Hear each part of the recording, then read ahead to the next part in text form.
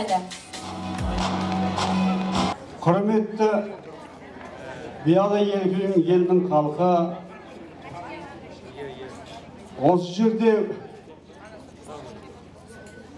бала оқытып жатқан оқытушылар, түлектер ұшырып жатқан оқытушылар және ата-аналар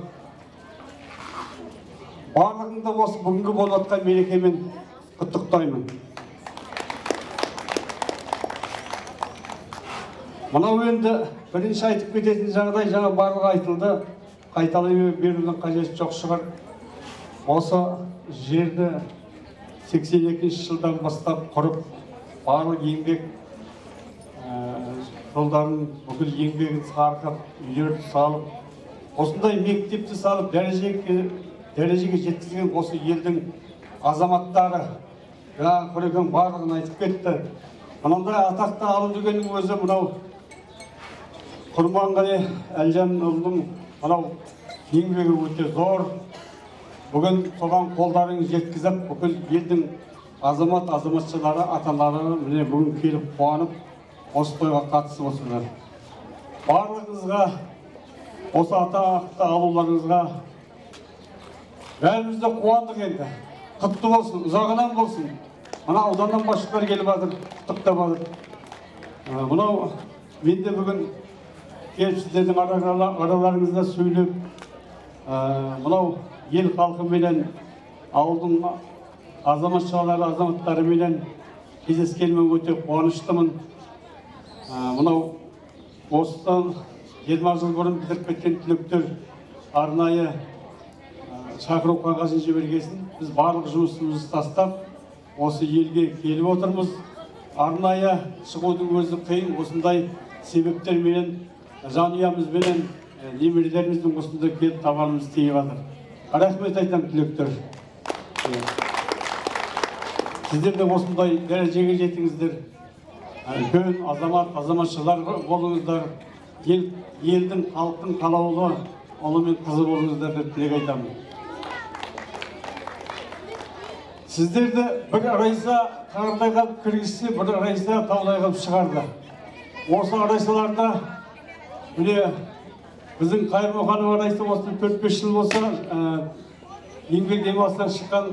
Бүгін мынау Ағылепесов арайса еңбек демалысынан шығып жатыр.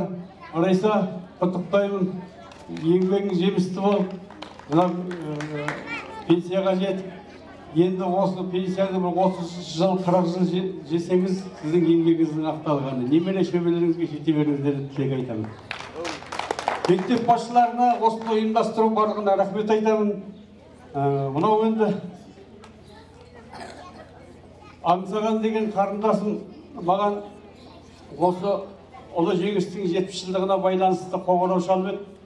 Аталарымыздың суреттері бар ма, өмір баяндары бар ма жазылған деп. Мен Аңсағанға айтқанмын телефон арқылы. Өзім жанымды кеудем болса, өзім алып барып, өзім қолымнан тапсырарым мектепке деп. Өйткені осы біз аталарымыздың кеше 70 жылдығын бәрін атап өтіп кеттік. Солардың арқасында осындай дәрежеге жетіп отырмыз. Менің әкем Тәжіғұлов Ақжігіт, мынау Ұлы Отан соғысының 2-ші дәрежелі мүгедегі және осы жерде осы Ақсарға ападан бастап шәкірттері бар шығар деп есептеймін. Көріп отырмын. Ағамның менің әкемнің алдынан дәріс алған.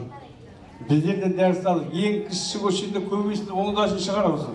Көбейсін оңдасын әлеттір.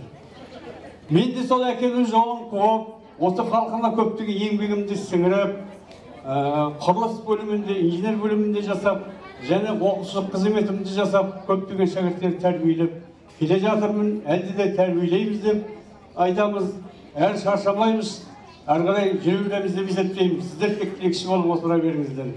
Мынау осы менің әкемнің өмір баяны соғыстан бастап, өзімнің өмір баяным, немерелерімнің, шөберелеріміздің барлық суреттері осының ішінде, осы мектепке табыс етемін. Оқушылар әр уақытта кітаптардан осыны қарап оқып, осындай дәрежеге жетсін деп есептеймін. Ал енді бүгінгі түлеу шайдап тұрған 4 түлек. Сіздер осы дүние жүзінің төрт бұрышын ұстап тұрсын деп сіздерге тілек тілеймін. Ал алдағы уақытта тек қана алдарынан ақын тусын, ешқандай қиналмаңдар, өмірге осындай мына ағаларың, апаларың келіп тұр ғой. Осы мектепке әрбір 10 жылда келіп еске алып тұрарыңа мен тілекшімін. Барлығына осы мереке құтты болсын. Жаңа мақтау қағаздарын алатын балалардың бәріне тек қана тілек тілеймін. Жоғары биіктен көріне берсін деймін. Тойларыңыз құтты болсын, той қыласын.